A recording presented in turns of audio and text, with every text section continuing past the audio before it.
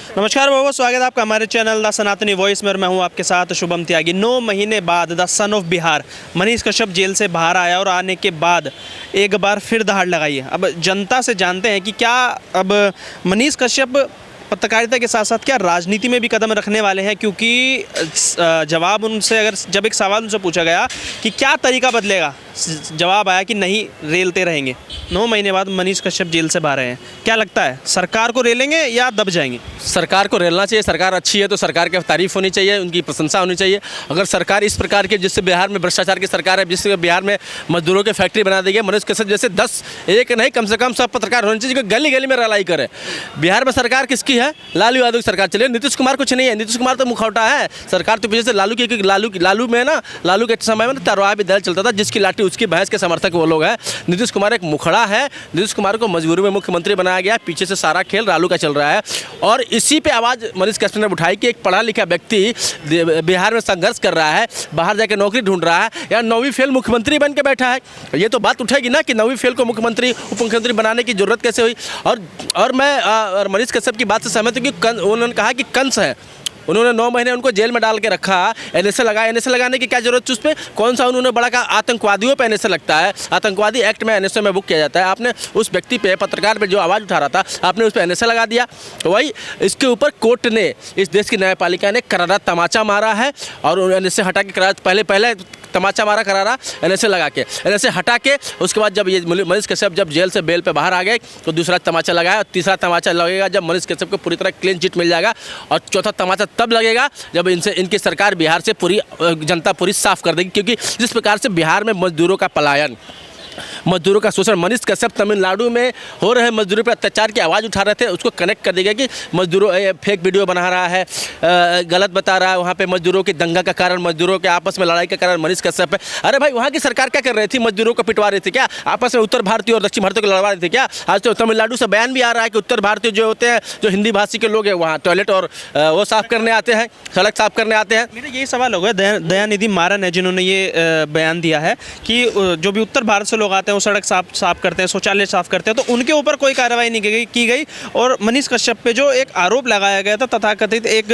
Fake video दिखाने के, उनके ऊपर एनएसए लगा दिया जाता है। इनसे तो कोई बात भी नहीं करता है। अरे तेजस्वी यादव पे एनएसए लगना चाहिए, तेजस्वी यादव पे एनएसए नहीं लेना चाहिए। जिस प्रकार से बिहार में मजदूरों की स्थिति है, जिस प्रकार बिहार में रोजगार की स्थिति है, जिस प्रकार बिहार में भ्रष्टाचार है, क्राइम है, गुंडागर्दी है, क्या बिहार को लोग परेशान नहीं है क्या? बिहार में जातीय संघर्ष की जो बात कर रहे हैं, जातियों में लड़ा रहे हैं, इनके पिताजी 90 के दशक में किस प्रकार से बिहार में जातीय संघर्ष चलता रहा है। मैं एक बिहार का रहने वाला व्यक्ति हूँ, हमने देखा है। हमने वहाँ पे लोगों को बिहार से जाके बाहर पलायन करते देखा, अच्छे लोगों को, व्यापारी से लेकर व्यापारी वर्ग, इंजीनियर, डॉक्टर्स को हमने बिहार से बाहर जाते देखा है। क्या लालू यादव पे एनएसए नहीं लगना चाहिए? क्या उनके कुकृत्यों के कारण?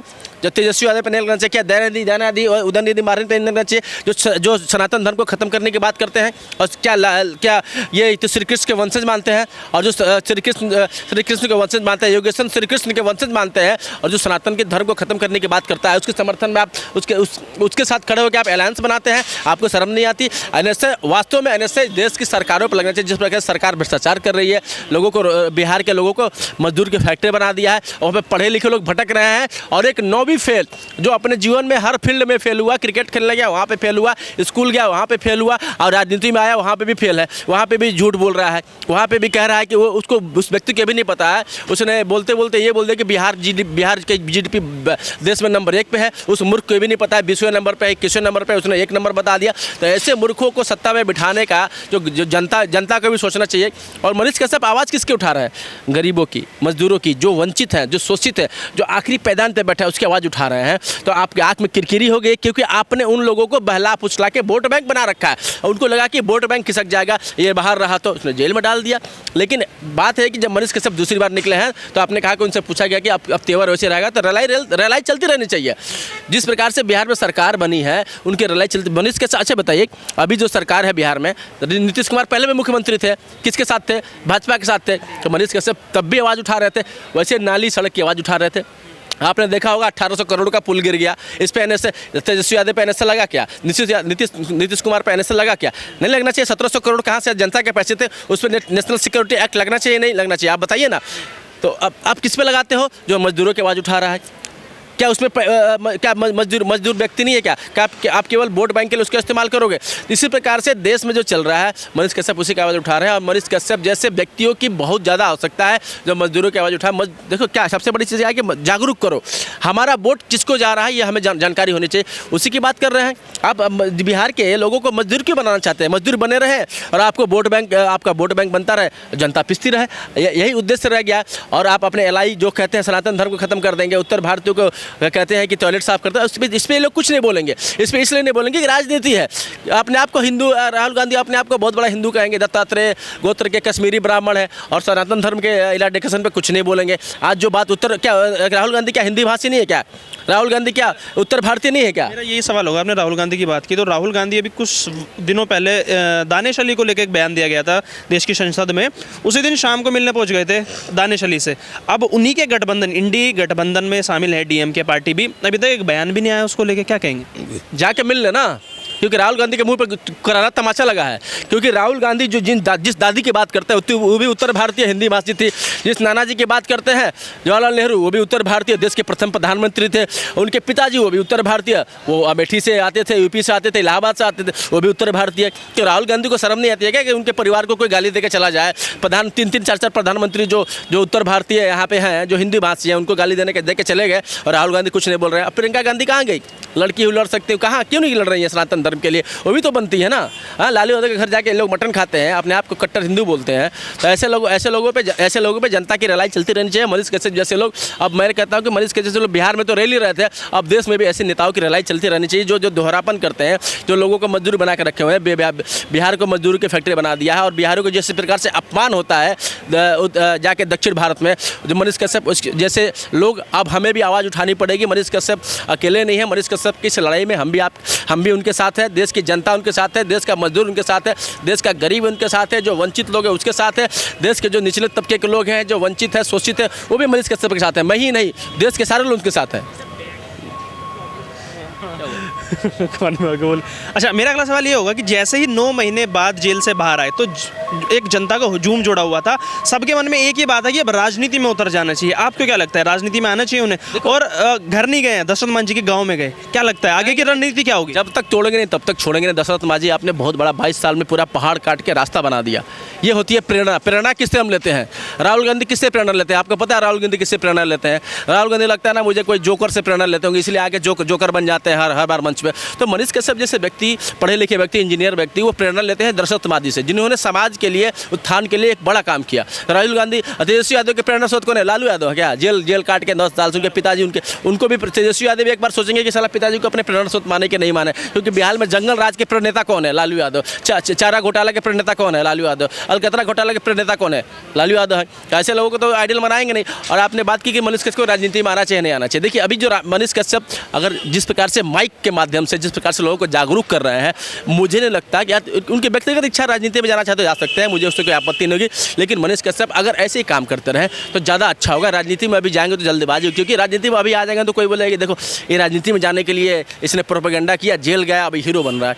तो अभी तो फिलहाल इसका ड्रॉबैक होगा। लेकिन मनीष कश्यप राजनीति में जाए तो सकारात्मक ऐसे ही काम करते हैं, निस्वार्थ अगर काम करेंगे। हालांकि राजनीति में आज डेट में निस्वार्थ तो कोई काम नहीं करता, लेकिन अगर मनीष कश्यप जैसे व्यक्ति अगर राजनीति में जाके भी अगर जैसे जिस प्रकार से पत्रकारिता कर रहे हैं, वो तो उनके लिए बिल्कुल ही बेस्ट ऑप्शन है। वो तो एकदम उत्तम ऑप्शन है। अगर पत्रकारिता के माध्यम से फिर से वैसे जागरूकता फैलाएंगे, वैसे ही काम करेंगे, वैसे समाज सेवा करेंगे, लोगों को जागरूक करेंगे, मजदूरों की आवाज़ उठाएंगे, वंचितों की आवाज़ उठाएंगे, शोषितों की आवाज़ उठाएंगे। और जिस प्रकार से सरकार अत्याचार कर रही है वहाँ पे लोगों को मजदूर बनाने पे, मजदूर की फैक्ट्री बना रही है बिहार में, ना उद्योग की बात करती है, ना विकास की बात करती है, ना बिहार में कैसे स्वास्थ्य सुविधा अच्छी होगी, इसकी बात मनीष कश्यप लगातार उठाते रहे। वही लोगों का आंखों में किरकिरी बना हुआ था, इसलिए उनको एनएस लगा दिया गया।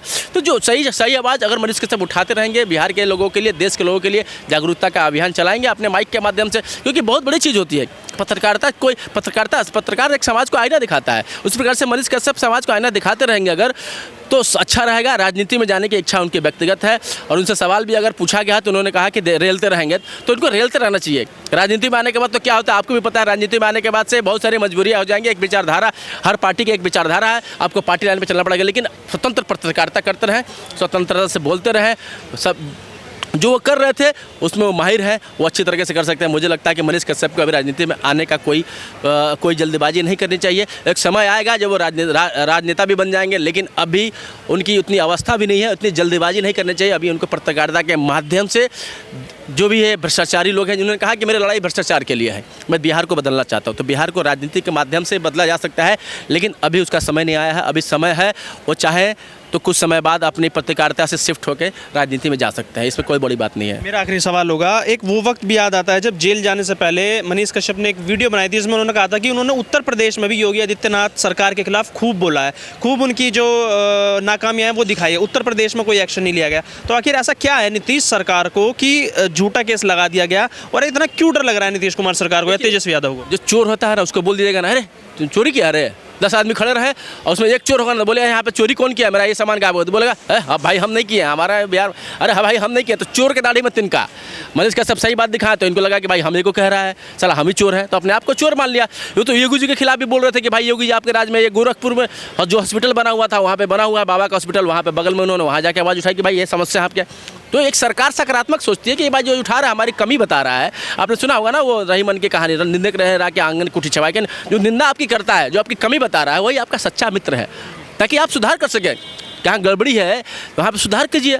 सुधार करने के बाद अब सुधार तो करना नहीं, इनको लूट मार करना है, वहाँ पे एक्सटॉर्शन करना है, वहाँ पे दारूबंदी के नाम पे वहाँ पे पूरा दारू का व्यापार चल रहा है, करोड़ों अरबों का भ्रष्टाचार चल रहा है। तो इस चीज़ों को उन्होंने नरेंद्र मोदी का दिल्ली में आके उन्होंने दिखाया क्या कमी है, वहाँ पे दक्षिण भारत में जाके केरला में उन्होंने दिखाया कि यहाँ पे क्या गड़बड़ हो रहा है। तो चीज़ें देखिए, कुछ सरकारें होती हैं जो काम करने के लिए आती हैं, जिस प्रकार से कुछ सरकारें काम करने के लिए काम भी कर रही हैं, अपनी कमी सुनती है तो कमी को पूरा किया जाता है। लेकिन बिहार में क्या दुर्दशा हो गई है, बिहार क्या स्थिति क्या है, बिहार में तो आवाज़ उठती रहनी चाहिए। मनीष कश्यप जैसे 100-200 लोग और होंगे तो शायद बिहार का भला हो जाए, राजनीति में आने की जरूरत भी नहीं पड़ेगी उनको, और उनके जैसे 100-200 लोग हो जाएँ तो बिहार का भला हो जाएगा, लोग जागरूक हो जाएंगे ना, तो राजनीति में जाने की जरूरत क्या है। किंग मेकर बनिए ना बाला साहब की तरह। बाला साहब क्या करते थे, क्या कभी राजनीति में गए वो बाला साहब? कभी नहीं गए ना। एक कार्टूनिस्ट थे, कार्टूनिस्ट, उन्होंने मराठियों की आवाज़ उठाई। जिस प्रकार से मनीष कश्यप बिहारी की आवाज़ उठा रहे हैं, उन्होंने मराठियों के हक और अधिकार की लड़ाई लड़ी और मराठियों को अधिकार दिलाया, महाराष्ट्र के मराठियों को अधिकार दिलाया। जिस प्रकार से वहाँ पे मराठियों को अधिकार नहीं था, नौकरी नहीं मिलती थी, वहाँ पे उनको अपने ही क्षेत्र में वंचित होना पड़ता था, उसी प्रकार से मनीष कश्यप को बिहारियों की अपनी पत्रकारिता के माध्यम से आवाज़ उठाती रहनी चाहिए।